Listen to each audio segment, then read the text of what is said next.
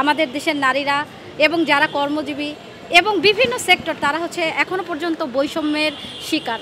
ফলে বৈষম্যের বিরুদ্ধে যে লড়াই, যে সংগ্রাম, সেই সংগ্রামটা আমাদের চলবে এবং সামনের দিনেও বৈষম্যের বিরুদ্ধে আমরা আমাদের লড়াই যেটা সেটা আমরা চালিয়ে যাব।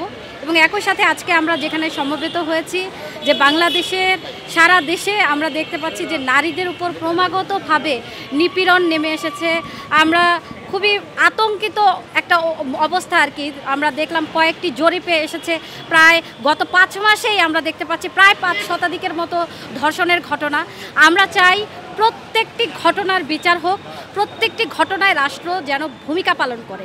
কিন্তু যারা নির্যাতক, যারা নিপীড়ক, তাদেরকে যদি ফুলের মালা দেওয়া হয়, সেটা যদি রাষ্ট্র পৃষ্ঠপোষকতা করে, এটা নারীদের প্রতি একটা ভয়ানক রকমের অবমাননামূলক এবং অবশ্যই বৈষম্যমূলক।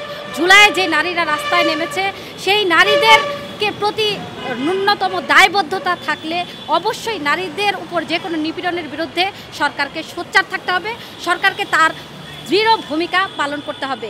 সেজন্য আমাদের যে লড়াই, সেই লড়াই চলবেই এবং এই লড়াই আসলে থামার নয়।